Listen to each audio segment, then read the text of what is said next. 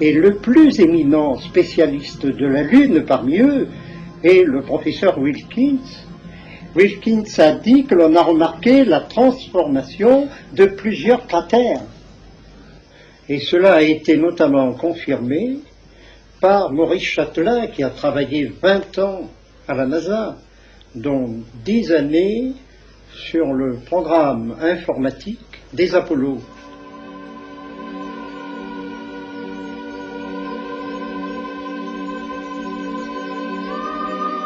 Il dit en substance que l'on a vu des lumières énormes sur la Lune,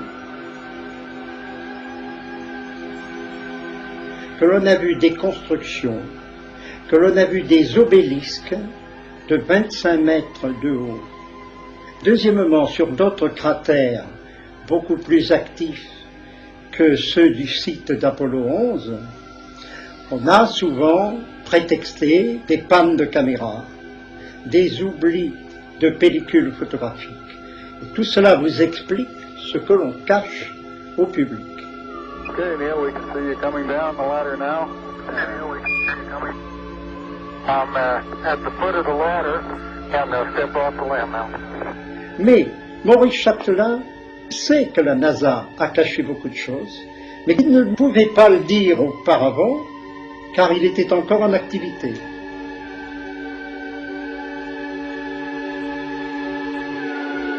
Donc ça bouge là-haut.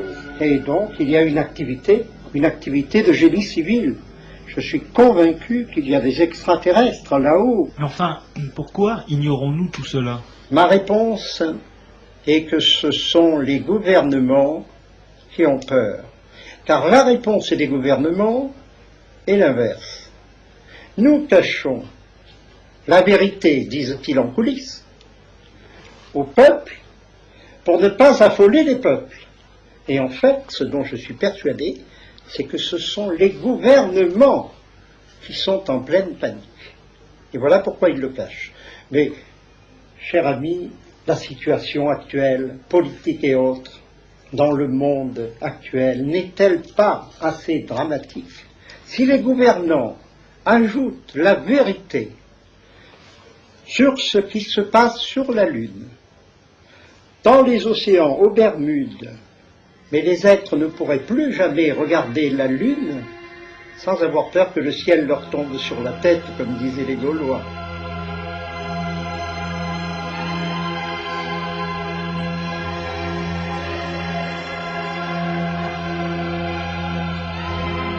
Nous sommes au seuil de 20 années de bouleversements de toutes sortes, géologiques, humains, psychologiques, sociaux, moraux, etc.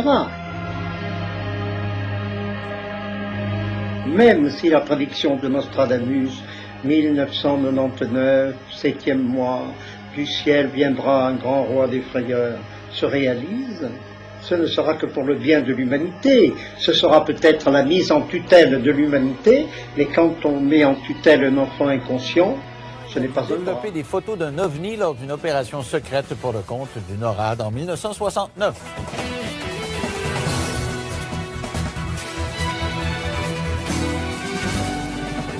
Alors, vous savez que le dossier OVNI m'intéresse, même si je suis assez dubitatif là-dessus. N'empêche que je trouve que ça vaut la peine d'en parler, surtout avec ce que la NASA a ouvert comme possibilité là, au cours des dernières années. Alors, la question que je me pose à chaque fois, comment ça se fait qu'il n'y a pas quelqu'un? Il y a un astronaute qui a parlé un petit peu. Il y a quelques militaires qui l'ont fait, mais pas nombreux. Ils sont pas nombreux.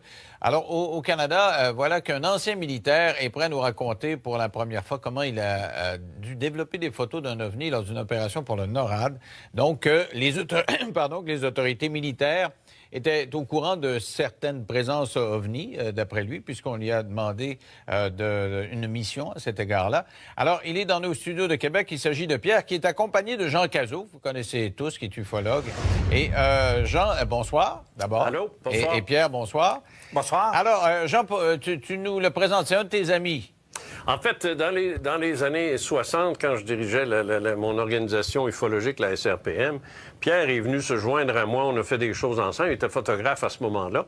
On s'est perdu de vue un peu. Là, il est devenu photographe militaire. Ça, je l'ignorais. Il m'avait raconté une histoire que j'avais complètement oubliée parce que dans le feu de l'action, avec tout ce qu'on me racontait, finalement, j'ai mis ça de côté. Et tout récemment, on s'est retrouvés via Facebook, ces affaires-là. Et puis là, il me dit, tu te rappelles la photo? Il dit que je t'ai dit que j'ai développé à NORAD. Puis là, j'ai fait non. Je m'en rappelle pas en tout. Je trouve ça curieux. Normalement, t'es un gars qui est assez alerte, là. C'est fondamental, un militaire qui voit quelque chose, là. Des fois, t'as des coucous qui voient plein d'affaires, puis t'es écartes, là. Puis t'es un militaire, puis tu dis, je m'en occupe pas. Oui, non, mais c'est... Hey, j'étais jeune, là, j'avais 20 ans, moi, pas à m'écœurer. Fait que là, je me suis retrouvé tout récemment, où là, Pierre m'est revenu, puis il dit, voyons, Jean, tu te rappelles pas? Bien, j'ai dit, là, ramène-moi ça, là. Et je vais dire, c'est une histoire assez époustouflant. Là. C'est assez. Moi, je suis un peu soufflé. Et j'ai fait affaire avec un de mes partenaires aussi pour reconstituer la photo, parce que comme il va te le dire lui-même, c'est secret, cette affaire-là. Là. Mais alors, tu auras l'occasion de montrer ça aux gens. Alors, je te le présente sous son prénom. Il s'agit de Pierre, ex-militaire des Forces armées canadiennes. Et tu lui as conseillé de pas donner son nom de famille parce que tu dis que tu vas te faire écœurer. C'est ce que tu dis. C'est ça, ouais. Okay. Ouais. Bon, alors, Pierre, d'abord, vous étiez dans l'armée ou vous étiez photographe? J'étais photographe dans l'aviation. OK. Alors, qu'est-ce qui est arrivé? Racontez-moi, là. Vous étiez photographe et qui vous a demandé de prendre une photo? Pourquoi? Premièrement, la photo, c'est pas moi qui l'ai pris. OK. À 7 h du matin, j'ai reçu un téléphone à ma chambre, parce qu'on vivait comme célibataire en chambre, à 2 personnes. Et puis, on m'a demandé de rentrer aussitôt que mon déjeuner était fait, qu'on avait un gros travail à faire dans la journée. Donc, tout le monde se dépêchait à déjeuner pour rentrer au travail. Et c'est une fois rendu à la section de photographie de la base de North Bay qu'on nous a demandé, avec la police militaire qui était sur place, on se posait des questions, qu'est-ce qu'elle faisait là, puis on craignait un peu, parce qu'on est toujours sur une tension dans ce temps-là, quand la police est autour de nous autres, ce qui est normal un peu. Et puis, c'est à partir de là qu'on s'est aperçu que on avait quelque chose de réellement sérieux à faire. OK. Alors, ils vous ont donné la photo, et qu'est-ce qu'il y avait sur cette photo-là? Il y avait la photographie d'une soucoupe volante qui avait été prise, je dirais, par un photographe militaire, donc qui était sur un négatif 4x5 noir et blanc de film plus X que plusieurs personnes qui sont en photographie connaissent le matériel. Et puis, cette photographie-là était à hauteur d'arbres matures. Ils vous ont dit que c'était top secret. En partant, vous étiez très encadré. Il paraît qu'il y avait beaucoup de monde autour de vous, là. Tous les gens qui étaient dans la section étaient des gens classés secrets. Donc, 8 photographes, plus la police militaire, plus le capitaine de l'aviation qui était sur place, qui commandait. Alors, qu'est-ce qu'on vous demandait de faire? On nous a demandé d'aller en laboratoire. Pour moi, on m'a dit, vu que j'étais le plus jeune dernier rentré, comme on dit, d'aller dans le laboratoire et de faire un test épreuve avec le négatif en question. Et j'étais accompagné de la police militaire qui surveillait tous mes mouvements, tous mes gestes, tout le papier que je pouvais utiliser et nous suivait à l'œil partout, même qui fouillait nos poches. Ah oui? Et c'était quoi le rapport avec NORAD? Parce que NORAD, c'est nord-américain, donc les Américains ont à voir là-dedans, là. Bien, premièrement, la base de North Bay, il y avait la défense nord-américaine qui était sur place, le souterrain qu'on appelle le SAGE, qui était à plusieurs centaines de pieds sous terre dans le granit cambrien. Était une base de défense de la NORAD avec tous les écrans radars sur place. Et puis, on avait même des militaires américains qui travaillaient dans la section photographie avec nous autres. À tous les jours, on les côtoyait. OK. Alors, ils vous ont demandé de faire plusieurs copies de ça. On a fait des milliers de copies. Et moi, c'est là que je suis un peu tombé de ma chaise et Jean va le comprendre parce que des fois, j'ai des doutes assez sérieux là-dedans. Faire des milliers de copies pour quelque chose qui est top secret, pour moi, c'est un peu antinomique, c'est un peu contradictoire. Tu ne fais pas des milliers de copies d'une photo si tu veux la garder secrète. Pour les militaires, c'est pas une question de quantité, c'est une question de d'être distribués à tous leurs spécialistes dans tous les départements de la NORAD à travers la planète. Mais là, s'il y a des milliers de personnes qui ont cette photo-là, moi, je connais assez la nature humaine parce que quand quelqu'un a un scoop, il nous appelle, puis nous autres, il nous donne des informations. Comment se fait que vous êtes le seul à avoir communiqué avec les médias? S'il y a des milliers de personnes qui ont vu cette photo-là, là. C'est bien simple, c'est qu'on était classé secret. Et quand tu es classé secret, tu ne peux pas dire un mot à moins de vouloir passer le restant de tes jours en prison. Ah ouais? Mais vous êtes tenu au secret pour combien de temps? 20 ans. Donc, ça fait plus que 20 ans. C'est pour ça que vous vous sentez libre de parler, puis il ne pourrait pas prendre de procédure contre vous? Je te dirais que la liberté, je l'ai compris du moment où je me suis dit, si mon patron hiérarchique, qui était l'ancien ministre de la Défense, Paul Hilliard, qui en parle ouvertement sur YouTube et sur différents Ben oui, j'ai médias. vu ça. Je me suis dit, est-ce que cet homme-là est en dépression? Je sais pas quoi, parce qu'il dit des choses, quand même. Il dit des choses qui sont réellement vraies. Ah oui? C'est surprenant. En tout cas, je l'ai vu sur Internet, effectivement. C'était un homme en titre, effectivement. Alors, mais c'était quoi la photo? Qu'est-ce qu'il y avait? Vous me dites une soucoupe volante. C'est quoi? Qu'est-ce qu'on voyait? C'est un très bel appareil qui était photographié avec une qualité incroyable. Mais vous n'avez pas gardé de copie parce que c'était top secret, mais vous avez pu faire un espèce de croquis, là, tu sais? Le croquis a été fait à partir de notre mémoire, comme on dit, parce que c'est un souvenir que tu n'oublies pas. Alors, je vais demander, Jean, de me décrire ça, parce que c'est sa tasse de thé. C'est quoi, ce Jean, ce qu'on voit là? Oui, alors, ce que tu as devant toi, c'est une reconstitution qui a été faite par mon partenaire, Jean Lavergne, de Digifilm. Alors, ce qu'il a fait, lui, c'est qu'à partir des informations fournies par Pierre, il a fait une première esquisse. Après ça, on a montré ça à Pierre. Il a dit « Ah non, il n'est pas le bon angle, il n'est pas dans le bon sens », puis ainsi de suite. Bref, ça a taponné, puis à un moment donné, il a dit « Oui, c'est ça. C'est exactement ça que j'ai vu. » Alors, c'est l'épreuve finale. Ce que tu vois présentement, j'imagine qu'il est à l'écran, ce n'est pas la photo, c'est une reconstitution très fidèle à partir de l'image de Pierre. Tu peux confirmer avec lui ce qu'il en pense. OK, mais admets que j'ai quand même des doutes, là, moi. Là. T'en as C'est tout un le temps, dessin, c'est un dessin, c'est pas une photo. T'es né avec c'est un des gars doutes. qui me dit qu'il en a fait des milliers de copies alors que c'est top secret. J'ai de la misère avec ça. Attends une minute, là. D'abord, premièrement, je pense qu'il marque un point ici, là. T'es à NORAD, là. C'est des dizaines et des dizaines de milliers de militaires, parce que c'est canado-américain, cette affaire-là. Là. C'est autant les États-Unis. C'est un réseau de surveillance. Et si tu regardes bien dans la dénomination de la base et de la définition de tâche de NORAD, surveiller tout vaisseau aérien et ainsi de suite. Alors, je dis, ça rentre en plein dans leur cahier de charge d'avoir sous les yeux l'appareil en question. Et j'imagine que Ça, ceux qui ont eu... Ça, je comprends, mais ça, c'est le secret avec des milliers de copies de la musique. On va faire une pause. Au retour, tu fais un lien, toi, avec un cas dont tu as déjà parlé dans tes livres, dont tu m'as déjà parlé. Oui. On va essayer de comprendre après la pause en 3 minutes. Avec moi, Jean Cazot, qui est accompagné de son ami Pierre, un ex-militaire qui était photographe dans des installations de NORAD et qui dit avoir fait des copies d'une photo qui avait été prise éventuellement par un photographe militaire d'une soucoupe volante. Alors, avec moi, Jean Cazot. Jean, tu fais un lien avec ce qu'on a appelé l'incident du lac Falcon. Oui, moi, C'est quoi ça, là? Ouais, je fais un lien avec ça, avec Saint-Jean-d'Iberville, avec plusieurs autres dossiers. Je t'explique rapidement, là. D'abord, premièrement, ce que Pierre vient de raconter, ça s'est passé en 1969. Ça, faut pas le perdre de vue, ça.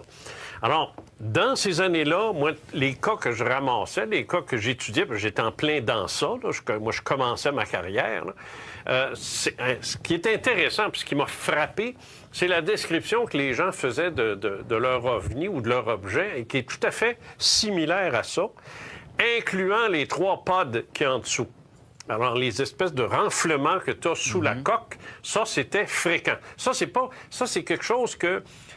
Il faut quasiment être là-dedans là, pour savoir ça. T'sais. Alors moi, j'ai trouvé ça bien intéressant qu'il y ait eu ces 3 pods-là sur lesquels les objets se posaient. Un l'a fait à Falcon Lake au Manitoba en 1967, où un prospecteur minier l'a vu, l'a touché, est sorti de là irradié, brûlé au 3e degré.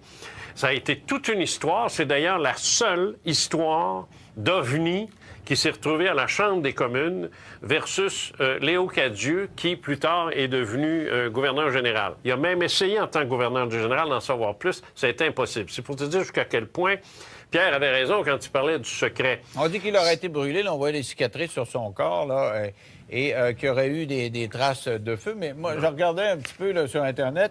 Les enquêteurs ont des doutes parce qu'il paraît qu'il a changé souvent de version.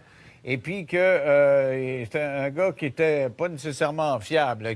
Alors, leur hypothèse, c'est que il se serait infligé lui-même ces brûlures-là, puis parce que le site était un peu radioactif, il aurait répandu du radium autour, puis ça allait radioactif. Tu vois, c'est la raison pour laquelle je veux pas que Pierre donne son nom, parce qu'il va se faire écœurer par des niaiseries pareilles, par des gens qui sont sceptiques, qui comprennent rien, puis qui veulent pas comprendre.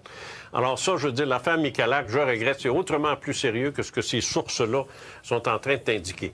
Il y a Saint-Jean-d'Iberville qui s'est passé en 1971. Ça, c'est en 1971. C'est un dossier sur lequel j'ai travaillé, près de l'école de Kingston, pour les militaires, encore une fois. Et là, ben, c'est un autre vaisseau qui s'est posé, ovale, la même chose, la même forme, avec la fenêtre là, qu'on peut voir sur la photo aussi, tous les mêmes détails. Et ça, c'est en 71. Alors, c'est un peu comme si tout ce qui s'est passé dans ces années-là, c'était très actif. Faut pas oublier qu'au Canada, il y avait à ce moment-là Space, ça vient de me revenir, je vais oublier le nom. En tout cas, c'était à l'Université de Toronto, il y avait une organisation qui étudiait le phénomène OVNI. Il y avait Roy Tennyson, à qui j'ai parlé il n'y a pas tellement longtemps, et qui m'a dit, il dit, vous savez, M. Cazeux, il dit, on partait de Toronto, on s'en allait au Pentagone, on s'en allait voir des photos d'OVNI, un peu comme celle de Pierre. Puis il dit, quand on voyait ça, il dit, premièrement, pas question de toucher à ça, de faire des copies ou ainsi. Il dit, on revenait, parce que tu te demandais tout à l'heure où allaient les milliers de photos. Là, ça commence à faire du sens. Il dit, là, on revenait à Toronto, puis il dit, mon patron, Gordon Patterson, je n'avais même pas le droit de lui décrire la photo. Puis c'était son patron. C'est pour te dire. Alors, c'est ça. Non, il n'a pas le droit de le dire. Il n'a pas le droit de le dire.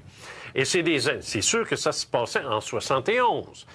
Mais aujourd'hui, en 2014-2015, il a pu me le dire, un peu comme Pierre le disait, après 20 ans, 30 ans, 40 ans. Comment ça fait que dans ces années-là, il semble y avoir eu un tas de vision, puis aujourd'hui, on n'en voit plus.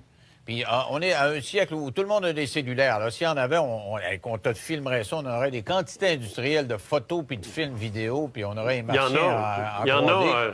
Il y en a, Denis, il y en a une tonne. C'est parce qu'il faut se donner la peine d'aller voir. Ils n'en voient pas. Mais ça peut être... Ben, c'est parce qu'il faut chercher, mais... Non, mais tu sais, quand tu vois une petite boule, là, loin, toute grise, là, puis dans la boucane, moi, je te parle d'une vision aussi réelle que ta photo. Il n'y a pas personne qui le montre. Non, mais c'est parce que, tu sais, je veux dire, moi, je sais pas, là, je peux pas parler pour les gens, mais je peux te dire une chose, il y en a. Maintenant, le problème avec l'argentique, c'est que le numérique, c'est-à-dire, c'est que c'est de la pixelisation, c'est pas un négatif avec lequel tu peux travailler comme je le faisais dans le temps, puis essayer de voir ce que c'est, puis si c'est vrai, c'est pas vrai.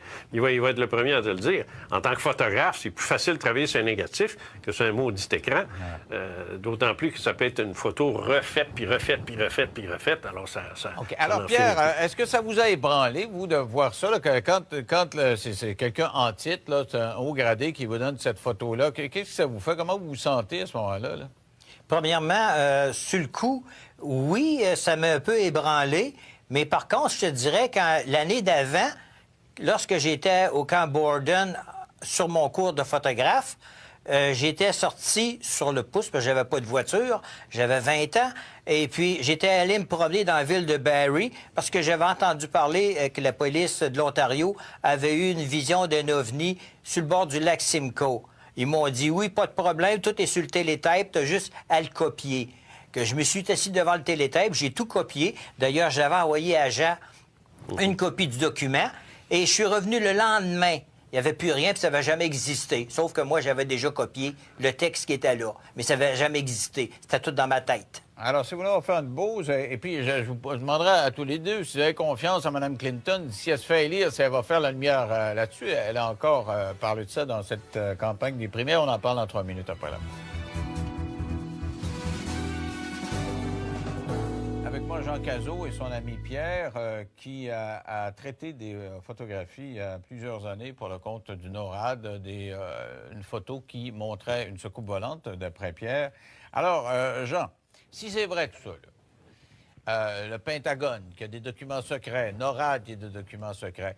Bill Clinton, quand il était président, il dit qu'il a demandé ça, puis il n'y a pas grand monde qui a donné beaucoup de preuves. Mme Clinton, interrogée là-dessus encore dans les primaires, dit je vais en demander des preuves. Penses-tu qu'ils vont lui donner ou c'est parce que ça n'existe pas, dans le fond? C'est peut-être une grosse légende urbaine. C'est pour ça qu'on donne pas ça au président.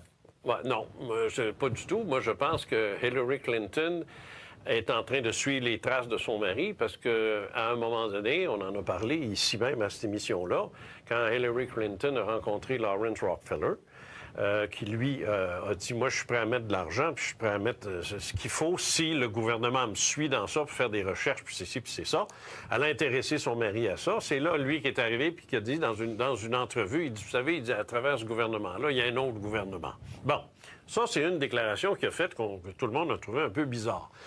Moi, je vais te dire, si Hillary Clinton dit qu'elle va s'intéresser au phénomène OVNI, sortir des documents, moi, je vais te dire, ça a de la valeur plus ou moins à l'heure actuelle. Par contre, si elle devient vraiment candidate démocrate, ça devrait être fait, là, à moins que Sanders remonte, là, ça va devenir intéressant et surtout dans les mois qui précèdent la novembre. Alors, si elle continue d'en parler en septembre-octobre, là, ou qu'elle risque d'être présidente, là, ça devient sérieux. Mais si elle arrête d'en parler, ben là, c'est comme on va l'avoir oublié, puis ça aurait été moi, je pense que même si elle continue à en parler, quand elle va rentrer, elle va arriver avec rien. Alors, si elle arrive avec rien, vous autres, vous allez... Nous considérons, Grishka et moi, que la vie est un phénomène universel. C'est une aventure qui a commencé il y a 13 milliards 700 millions d'années, qui est en quelque sorte programmée dès le premier instant, au moment où l'univers émerge d'un ailleurs qu'on va appeler, c'est l'ailleurs au sens einsteinien du terme, au sens de la relativité générale. Tout à coup, l'univers apparaît. C'est le moment du Big Bang, c'est de l'énergie à ce moment-là, et puis cette énergie va peu à peu, au cours d'une histoire qui dure des milliards d'années, se transformer en matière. Cette matière va elle-même devenir de plus en plus complexe et cette complexité va engendrer des systèmes vivants. Or, cette aventure-là n'est pas guidée par le hasard, elle repose sur des lois qui sont des lois physiques, des lois biologiques, des lois biochimiques, et elle n'est pas apparue seulement sur la Terre, elle est apparue partout où les conditions physiques sont réunies pour permettre à la vie, justement, de se développer sur telle ou telle planète. Donc, nous ne sommes pas seuls dans l'univers, non, ça c'est une certitude, et je pense que nous en aurons même la confirmation expérimentale entre les 3 et 5 ans qui viennent. Donc c'est vraiment, on est très très proche maintenant d'une observation qui nous permettra de dire à coup sûr, oui, la vie existe ailleurs, et elle a probablement évolué vers des êtres intelligents, aussi intelligents, sinon plus, que l'espèce qui peuple la Terre aujourd'hui. Ce mur de lumière, lui, qui est situé à 380 000 ans après le Big Bang, ce mur de lumière-là nous interdit d'aller jusqu'au Big Bang lui-même.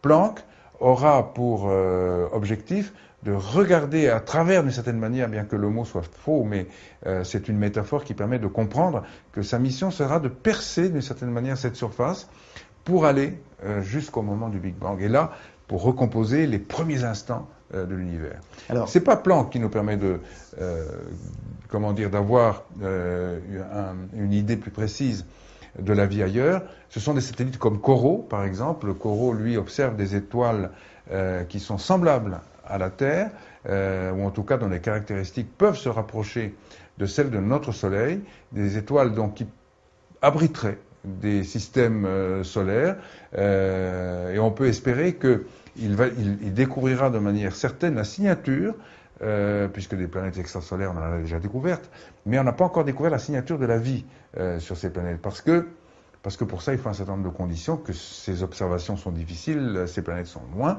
Donc, il nous faudra, raffiner encore les observations qui sont faites autour de ces soleils potentiellement possibles ou compatibles avec la vie.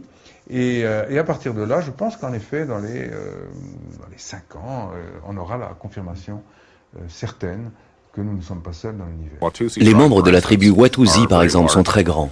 Chez eux, la taille moyenne de la plupart des hommes approche les 2,10 m. Ils sont vraiment immenses.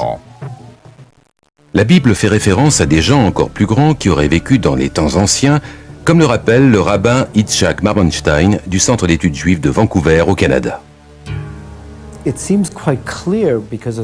Il y a des références très claires et très cohérentes dans la Genèse, dans les Nombres et dans le Deutéronome à des êtres géants qui auraient existé avant le déluge.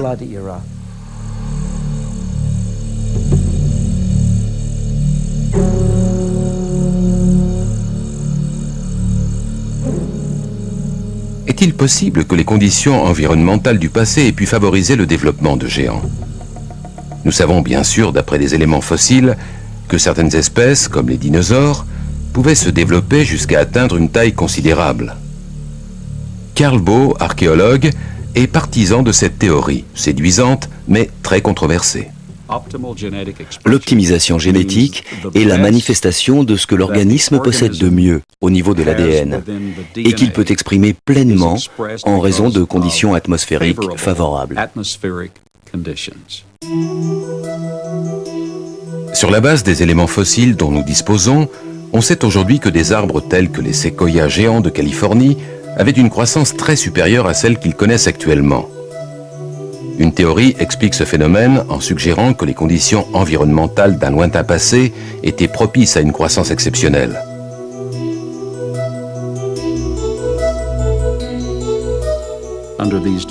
Dans ces conditions, les plantes et les animaux vivaient plus longtemps et étaient beaucoup plus grands. C'est précisément ce que nous constatons avec les fossiles. Les plantes avaient une bien meilleure croissance, de même que tous les organismes vivants. Aujourd'hui, nous avons des animaux qui représentent une stature de 2,40 m à 2,70 m, alors que leurs ancêtres mesuraient entre 4,80 m et 6 mètres. Regardez le cas d'un insecte comme la libellule. Aujourd'hui, une libellule a une envergure d'environ 10 cm. Dans les fossiles retrouvés, son ancêtre, le Meganeuropsis, présentait une envergure de 1,50 m. Dans le passé, tout était plus grand. Je pense que dans de meilleures conditions atmosphériques, les gens vivaient non seulement plus longtemps, mais étaient également plus grands. De nos jours, les géants et les dinosaures ne pourraient pas exister comme dans le passé, simplement parce que les conditions atmosphériques ne le permettraient pas.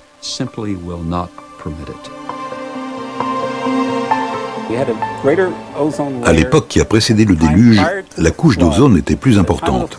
Au moment du déluge, elle a diminué d'environ 1/7 de ce qu'elle était. Et par conséquent, la vie sur Terre, telle que nous la connaissons aujourd'hui, ne peut offrir la même espérance de vie. La diminution de la couche d'ozone se traduit par une protection moins efficace contre les rayonnements ionisants venant de l'espace. Et cela concerne également les plantes et les animaux. Je m'intéresse aux conditions originales de la Terre. Et après 35 ans de recherche dans ce domaine, j'ai tenté de reconstruire le contexte initial.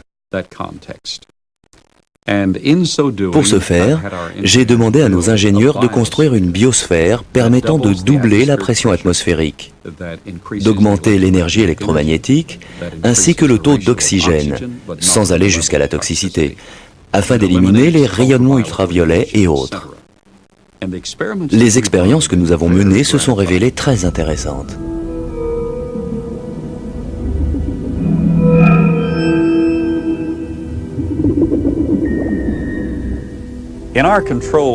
Dans cet environnement scientifique contrôlé, nous avons mesuré les effets d'un champ électromagnétique pulsé sur les systèmes biologiques. Nous avons par exemple cette variété de piranhas qui habituellement à l'âge de 3 ans et demi sont à peu près de cette taille, avec des conditions optimales. Mais ils dépassent maintenant 50 cm et pèsent plus de 2 kg chacun. Dans cet environnement contrôlé, nous avons donc réussi à produire du gigantisme à une vitesse accélérée.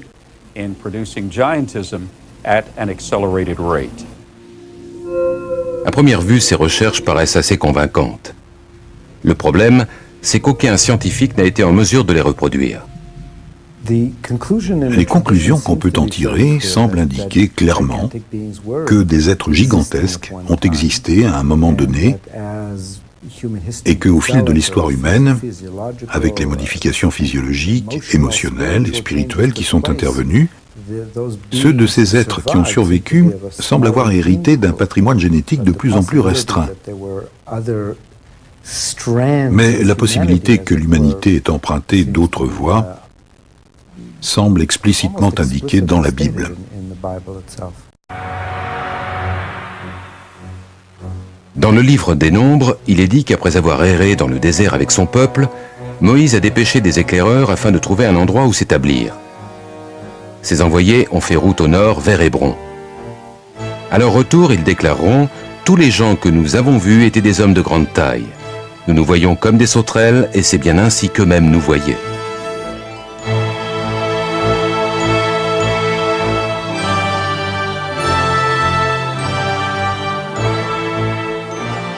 Les tribus ont poursuivi au nord-est jusqu'au mont Séhir que l'on appelle aujourd'hui Pétra en Jordanie. Ici également, comme l'affirme la Bible, vivaient des géants. Partout, les envoyés de Moïse vont trouver des traces d'hommes gigantesques.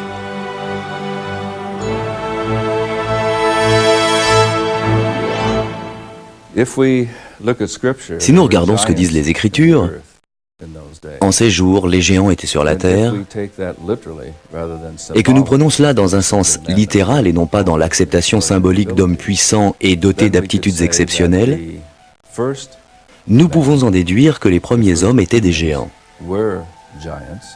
On peut également avancer la théorie selon laquelle ces géants sont venus d'ailleurs et ont utilisé la terre comme colonie. Une idée plutôt surprenante en soi. Un autre peuple, plus ancien que les Israélites, croyait toutefois la même chose et a écrit que ces géants étaient des êtres célestes venus non pas de la Terre, mais d'une autre planète.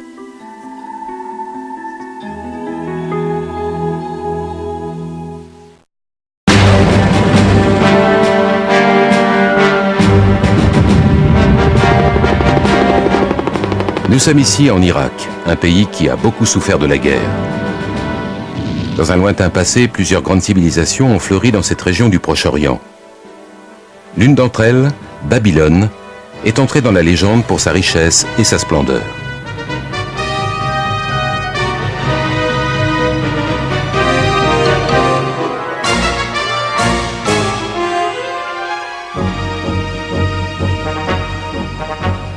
Mais longtemps avant Babylone, il y a 5 ou 6 000 ans, une autre civilisation remarquable a vu le jour dans ce qui est aujourd'hui l'Irak. Les Sumériens possédaient une culture exceptionnellement avancée. La liste de ce qu'ils ont créé ou inventé n'a rien à envier à nos sociétés modernes.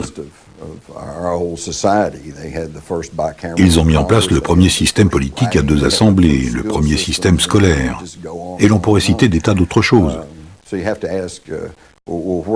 Il faut donc se demander où ont-ils pris toutes ces idées.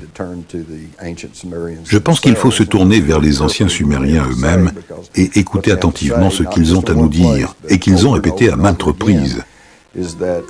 À savoir que leur civilisation leur avait été enseignée par des êtres descendus sur terre depuis le ciel. Ils les appelaient Anunnaki. Dans le ciel. C'est faux. Ce qu'il a vu, c'était une aile delta, presque comme un avion furtif. L'appareil qui s'est écrasé à Roswell n'était pas une soucoupe volante, c'était un croissant volant. Les ailes volantes d'aujourd'hui sont les descendantes directes de l'aile volante modifiée qui s'est écrasée à Roswell. Dans une aile volante, le fuselage et les ailes ne forment qu'une seule pièce, créant ainsi un avion uniforme. Même si elles ont une portance supérieure et une moindre consommation de carburant, l'histoire a prouvé qu'elles étaient difficiles à manœuvrer. En 1944, les Allemands produisent une aile volante à réaction, mais la pression de la guerre a empêché ses créateurs de corriger les nombreuses difficultés techniques. L'armée de l'air américaine avait un projet d'aile volante, mais il a été arrêté en 1948 quand le crash d'un vol test a tué 2 pilotes et 3 ingénieurs. Les technologies tirées du crash de Roswell sont-elles à l'origine de l'amélioration de l'aile volante? Si les ovnis existent et que leur technologie est en avance sur la nôtre de plusieurs milliers d'années, je ne suis pas sûr que nous pouvons la comprendre. La rétro-ingénierie suppose de reproduire la totalité d'une machine déjà existante, depuis les composants électroniques complexes jusqu'à la composition chimique des matériaux de base. Ce n'est pas chose facile, même quand la machine à reproduire vient de notre Terre. Le bombardier B-29 est probablement le meilleur exemple de rétro-ingénierie. Pendant la guerre froide et les 2 guerres mondiales, les militaires ont pratiqué la rétro-ingénierie avec des appareils étrangers. Il y a des cas célèbres où l'armée américaine a mis la main sur des avions russes et a copié une fonctionnalité ou une caractéristique très performante de l'un d'entre eux. Ça marche dans les deux sens, les Russes l'ont fait aussi avec nos avions. Il est certain que les armées utilisent souvent la rétro-ingénierie avec les appareils d'autres pays. Pourrait-il appliquer la même technique à des objets qui n'appartiennent pas à notre monde? Staline avait donné l'ordre de ramener un B-29 et de le reconstruire à l'identique. 31 juillet 1944. Un bombardier B-29 a des problèmes de moteur et est forcé de se poser à Vladivostok en Russie. Plus tard, 2 autres B-29 effectuent aussi un atterrissage d'urgence en Russie. Un autre appareil s'écrase en Sibérie. Les 4 avions sont conservés par les soviétiques et leur rétro-ingénierie donne naissance au Tupolev Tu-4. Les Russes ont reçu l'ordre de reconstruire le B-29 boulon par boulon.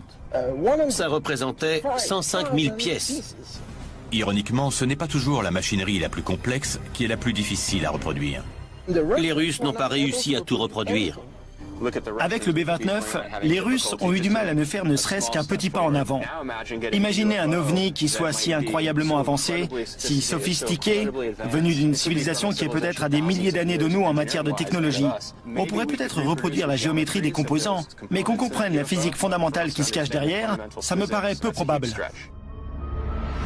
L'affirmation que le gouvernement américain est activement engagé dans la rétro-ingénierie de vaisseaux extraterrestres a toujours été très controversée.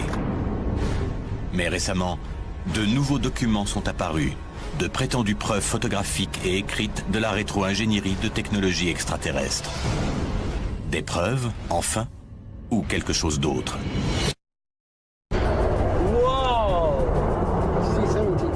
La technologie que nous connaissons aujourd'hui peut très bien avoir été développée par l'espèce la plus intelligente de notre planète, l'homme. Mais l'hypothèse que nous avons utilisé la rétro-ingénierie pour certaines technologies extraterrestres continue d'en intriguer plus d'un. Comme dans le cas de ces photos qui montreraient des drones militaires inspirés par de véritables ovnis. James Carrion, directeur du MUFON, a remarqué des similitudes frappantes entre les photos du soi-disant drone et un célèbre crash d'ovnis survenu en Pennsylvanie. 9 décembre 1965. Des milliers de gens dans 6 États et à Ontario, au Canada, racontent avoir vu une boule de feu traverser le ciel. De nombreux appels de témoins ont été enregistrés et existent encore aujourd'hui. Une énorme boule de feu blanche a traversé le ciel. Il y avait un objet dans le ciel 2 minutes avant 5 heures. Des débris métalliques tombent dans le nord de l'Ohio et l'objet crée plusieurs bangs supersoniques dans l'ouest de la Pennsylvanie. Selon des témoins, il finit par toucher le sol dans la forêt, non loin de Kecksburg, à une 50aine de kilomètres au sud-est de Pittsburgh, en Pennsylvanie.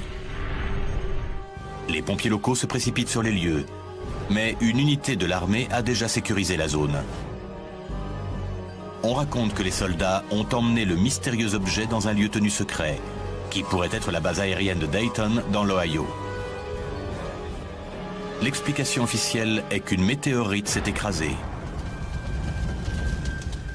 Mais de nombreux témoins et journalistes sont convaincus que c'était en réalité un ovni et qu'il aurait joué un rôle clé dans le programme de rétro-ingénierie de l'armée américaine.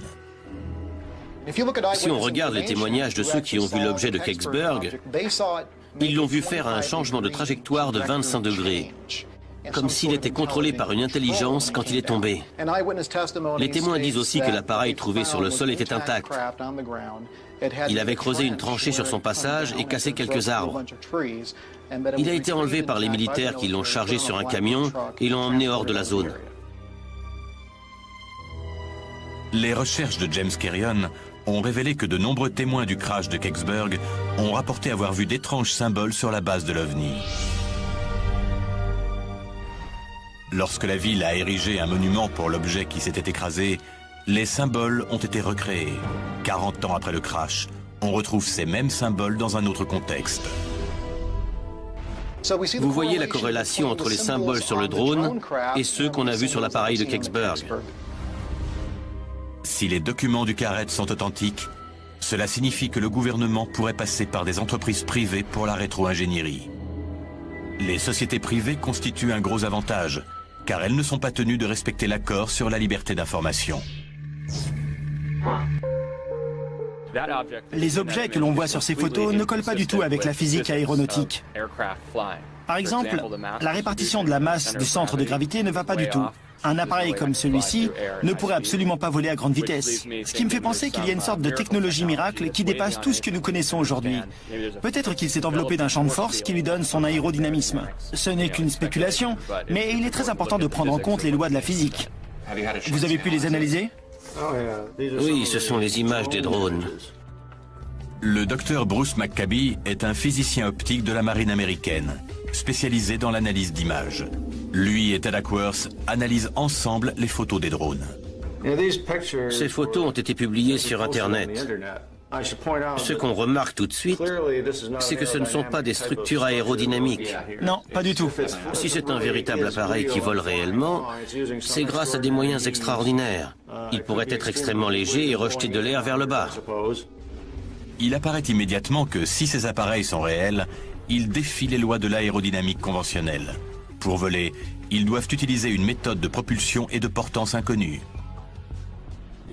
Dans tous les autres cas, la qualité des images est plutôt mauvaise. Dans le cas de ces drones, on a ce qui semble être, pour une fois, des photos numériques bien exposées. Attendez. Il manque des pièces sur l'appareil. Elle a été prise avant ?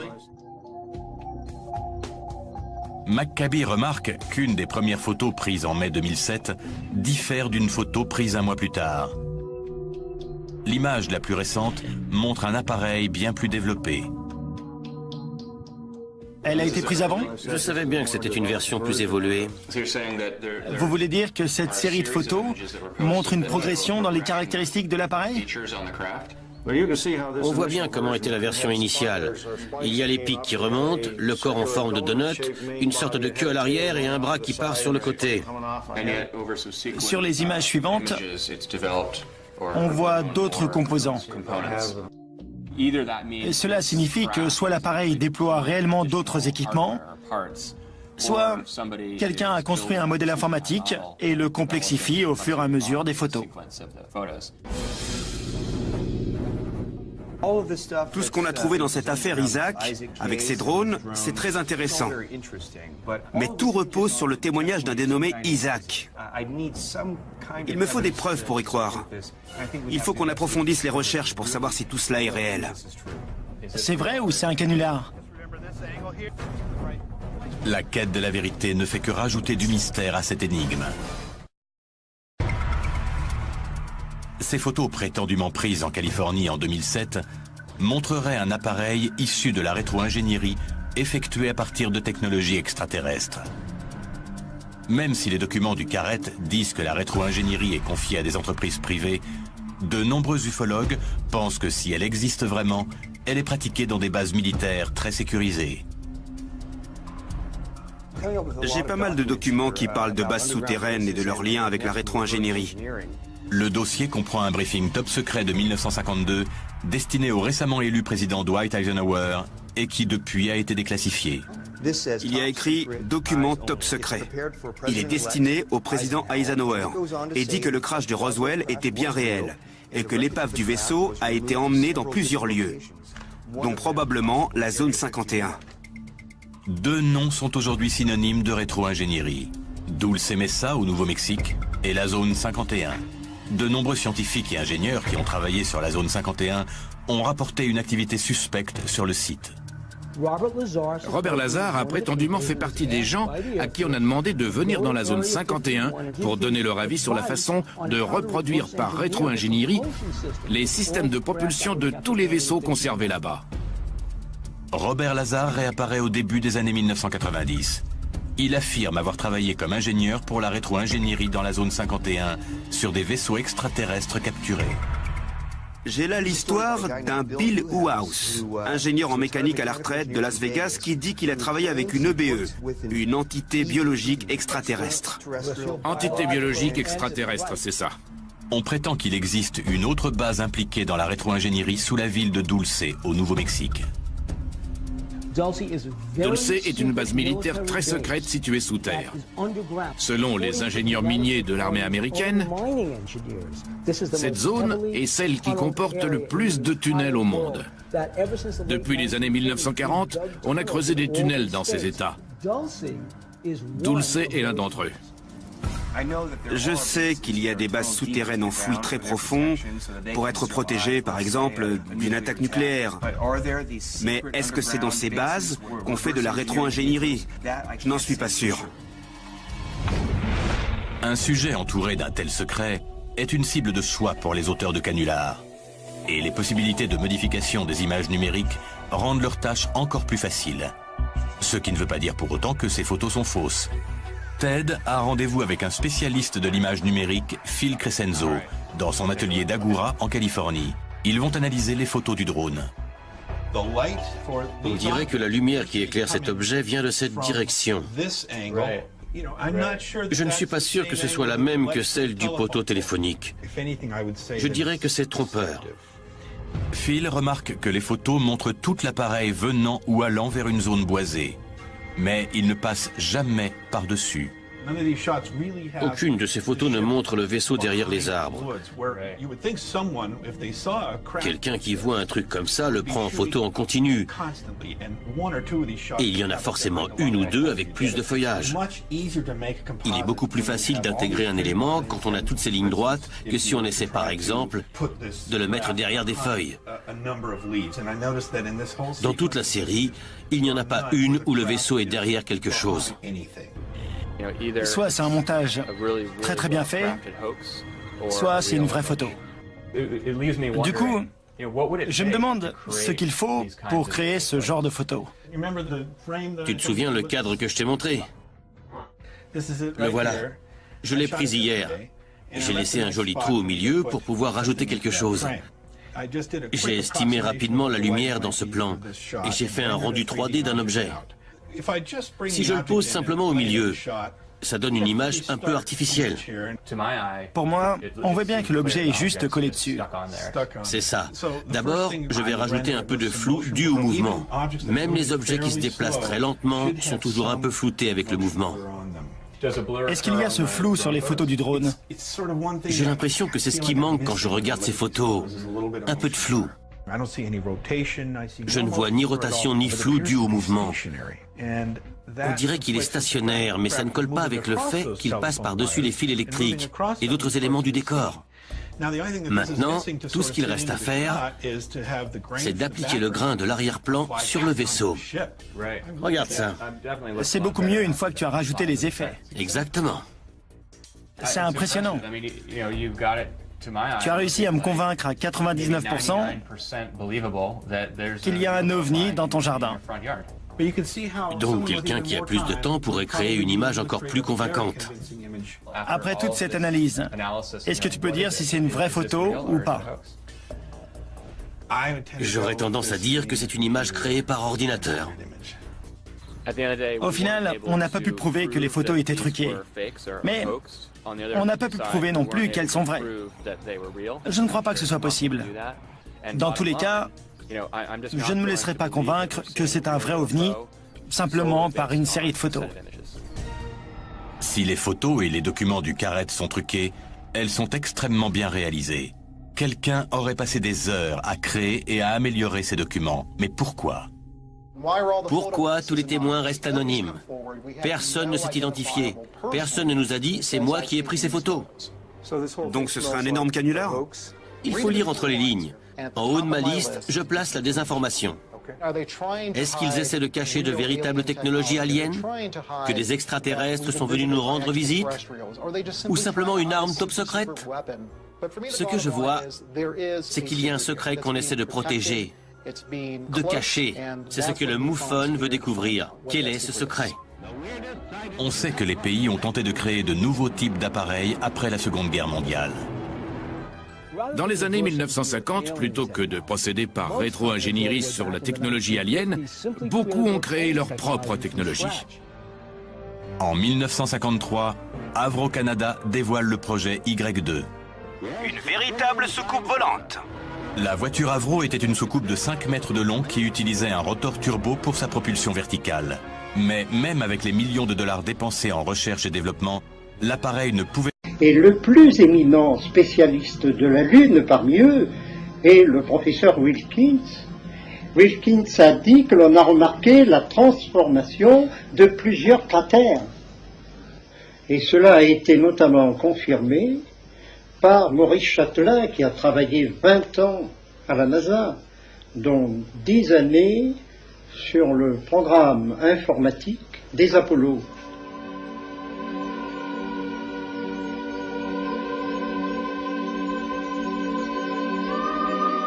Il dit en substance que l'on a vu des lumières énormes sur la Lune, que l'on a vu des constructions, que l'on a vu des obélisques de 25 mètres de haut. Deuxièmement, sur d'autres cratères beaucoup plus actifs que ceux du site d'Apollo 11, on a souvent prétexté des pannes de caméra, des oublis de pellicules photographiques. Et tout cela vous explique ce que l'on cache au public. Okay, Neil, we can see you coming down the ladder now. Neil, we can see you coming. I'm at the foot of the ladder and step off the limb now. Mais Maurice Chatelain sait que la NASA a caché beaucoup de choses, mais il ne pouvait pas le dire auparavant, car il était encore en activité.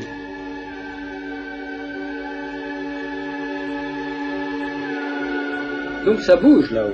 Et donc il y a une activité de génie civil. Je suis convaincu qu'il y a des extraterrestres là-haut. Mais enfin, pourquoi ignorons-nous tout cela? Ma réponse est que ce sont les gouvernements qui ont peur. Car la réponse des gouvernements est l'inverse. Nous cachons la vérité, disent-ils en coulisses, au peuple pour ne pas affoler les peuples. Et en fait, ce dont je suis persuadé, c'est que ce sont les gouvernements qui sont en pleine panique. Et voilà pourquoi ils le cachent. Mais, cher ami, la situation actuelle, politique et autres, dans le monde actuel, n'est-elle pas assez dramatique? Si les gouvernants ajoutent la vérité sur ce qui se passe sur la Lune, dans les océans, aux Bermudes, mais les êtres ne pourraient plus jamais regarder la Lune sans avoir peur que le ciel leur tombe sur la tête, comme disaient les Gaulois.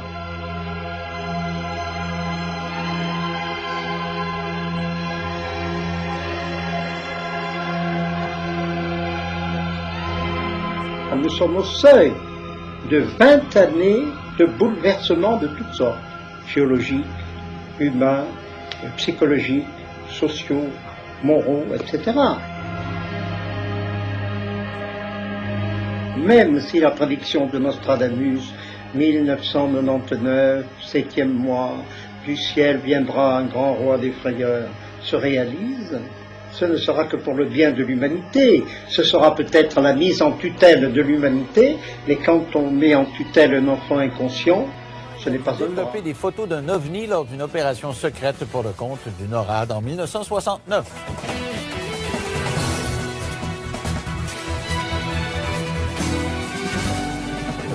Alors, vous savez que le dossier OVNI m'intéresse, même si je suis assez dubitatif là-dessus.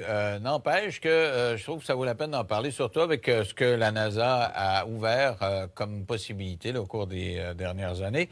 Alors, la question que je me pose à chaque fois, comment ça se fait qu'il n'y a pas quelqu'un Il y a un astronaute qui a parlé un petit peu. Il y a quelques militaires qui l'ont fait, mais pas nombreux. Ils sont pas nombreux.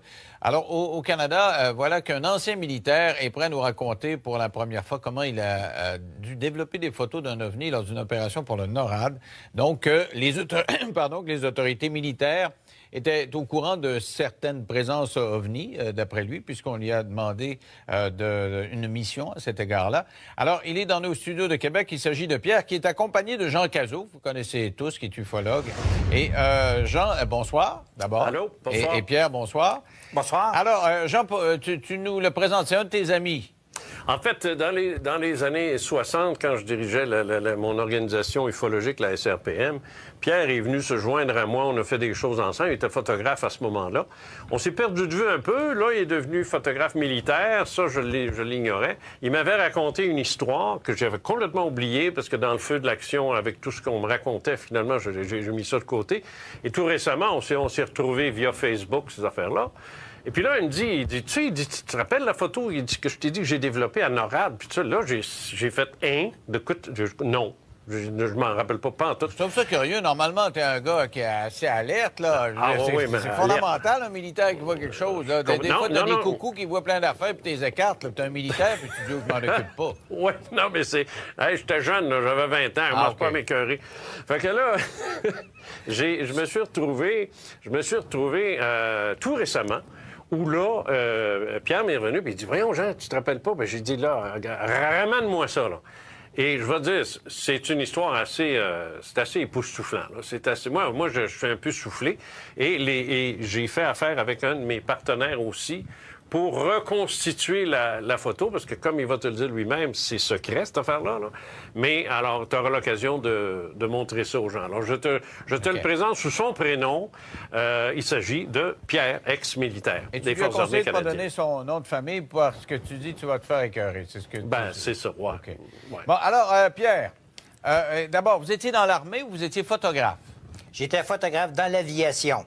OK. Alors, qu'est-ce qui est arrivé? Racontez-moi, là. Vous étiez photographe et qui vous a demandé de prendre une photo? Pourquoi? Premièrement, la photo, c'est pas moi qui l'ai pris. OK.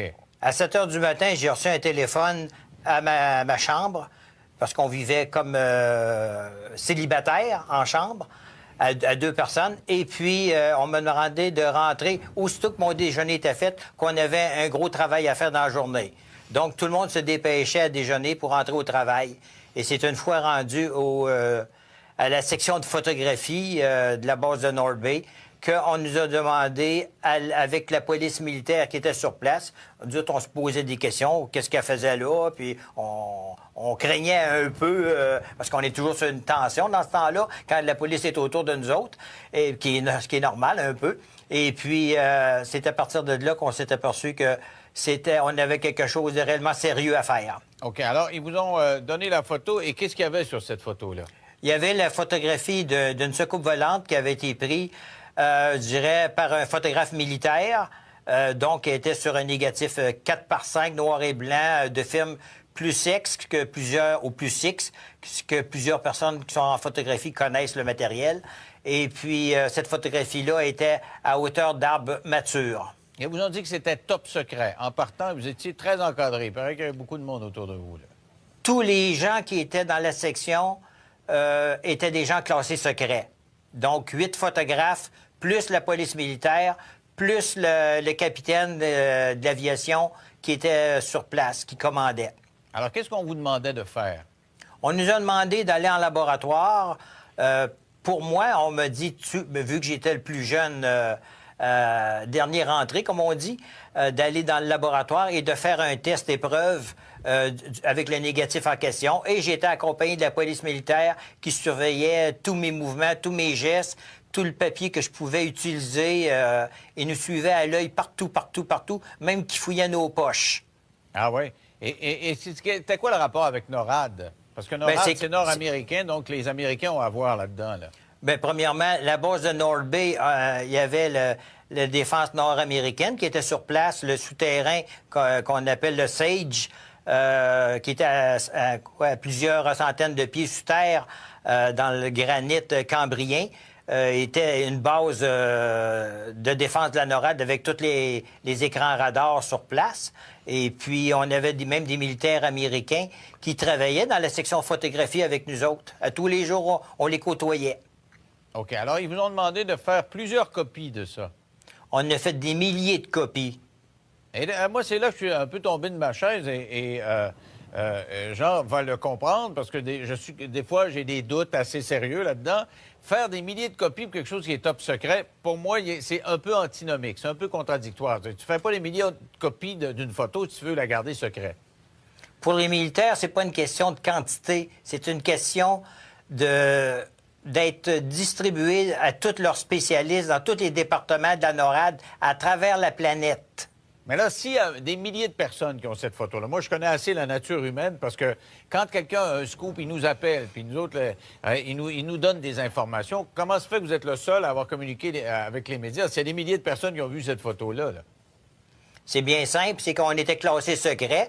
Et quand tu es classé secret, tu ne peux pas dire un mot à moins de vouloir passer le restant de tes jours en prison. Ah ouais? Mais vous êtes tenu au secret pour combien de temps? 20 ans.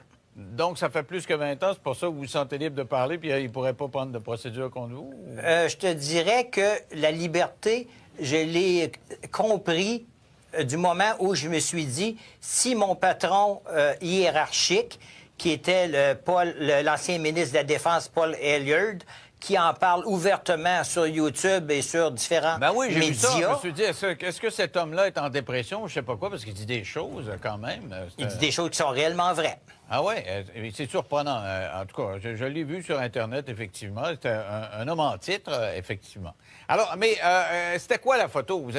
Qu'est-ce qu'il y avait? Vous me dites une soucoupe volante. C'est quoi? Qu'est-ce qu'on voyait? C'est un très bel appareil qui était photographié avec une qualité incroyable. Mais vous n'avez pas gardé de copie parce que c'était top secret, mais vous avez pu faire un espèce de croquis, là, tu sais? Le croquis a été fait à partir de notre mémoire, comme on dit, parce que c'est un souvenir que tu n'oublies pas. Alors, je vais demander, Jean, de me décrire ça, parce que c'est sa tasse de thé. C'est quoi, ça, Jean, ce qu'on voit là? Oui, alors, ce que tu as devant toi, c'est une reconstitution qui a été faite par mon partenaire, Jean Lavergne, de Digifilm. Alors, ce qu'il a fait, lui, c'est qu'à partir des informations fournies par Pierre, il a fait une première esquisse. Après ça, on a montré ça à Pierre. Il a dit « Ah non, il n'est pas le bon angle, il n'est pas dans le bon sens », puis ainsi de suite.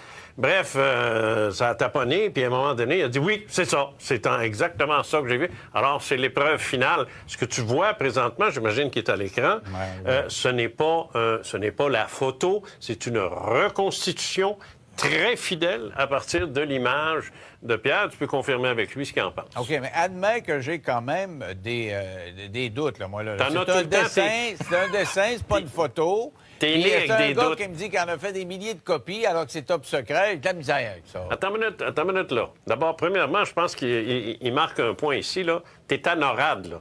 C'est des dizaines et des dizaines de milliers de militaires, parce que c'est canado-américain, cette affaire-là. Là. C'est autant les États-Unis. C'est un réseau de surveillance. Et si tu regardes bien dans la dénomination de la base et de la définition de tâche de NORAD, surveiller tout vaisseau aérien et ainsi de suite. Alors, je dis, ça rentre en plein dans leur cahier de charge d'avoir sous les yeux l'appareil en question. Et j'imagine que ceux qui ont eu... Ça, je comprends, mais c'est le secret avec des milliers de copies de la musique. On va faire une pause. Au retour, tu fais un lien, toi, avec un cas dont tu as déjà parlé dans tes livres, dont tu m'as déjà parlé. Oui. On va essayer de comprendre après la pause en 3 minutes. Avec moi, Jean Cazot, qui est accompagné de son ami Pierre, un ex-militaire qui était photographe dans des installations de NORAD et qui dit avoir fait des copies d'une photo qui avait été prise éventuellement par un photographe militaire d'une soucoupe volante. Alors, avec moi, Jean Cazot. Jean, tu fais un lien avec ce qu'on a appelé l'incident du lac Falcon. Oui, moi, je fais ça, là? Ouais, je fais un lien avec ça, avec Saint-Jean-d'Iberville, avec plusieurs autres dossiers. Je t'explique rapidement, là. D'abord, premièrement, ce que Pierre vient de raconter, ça s'est passé en 1969. Ça, faut pas le perdre de vue, ça. Alors, dans ces années-là, moi, les cas que je ramassais, les cas que j'étudiais, j'étais en plein dans ça, là, moi, je commençais ma carrière, là. Ce qui est intéressant, puis ce qui m'a frappé, c'est la description que les gens faisaient de leur ovni ou de leur objet, et qui est tout à fait similaire à ça. incluant les 3 pods qu'il y a en dessous. Alors, les espèces de renflements que tu as sous la coque, ça, c'était fréquent. Ça, c'est quelque chose que... Il faut quasiment être là-dedans là, pour savoir ça. T'sais. Alors moi, j'ai trouvé ça bien intéressant qu'il y ait eu ces 3 pods-là sur lesquels les objets se posaient. Un l'a fait à Falcon Lake au Manitoba, en 1967, où un prospecteur minier l'a vu, l'a touché, est sorti de là irradié, brûlé au 3e degré. Ça a été toute une histoire. C'est d'ailleurs la seule histoire d'OVNI qui s'est retrouvé à la Chambre des communes versus Léo Cadieux, qui, plus tard, est devenu gouverneur général. Il a même essayé, en tant que gouverneur général, d'en savoir plus. Ça a été impossible. C'est pour te dire jusqu'à quel point Pierre avait raison quand il parlait du secret. On dit qu'il aurait été brûlé. Là, on voit les cicatrices sur son corps, là, et qu'il y aurait eu des traces de feu. Mais moi, je regardais un petit peu là, sur Internet. Les enquêteurs ont des doutes parce qu'il paraît qu'il a changé souvent. Et le plus éminent spécialiste de la Lune parmi eux est le professeur Wilkins. Wilkins a dit que l'on a remarqué la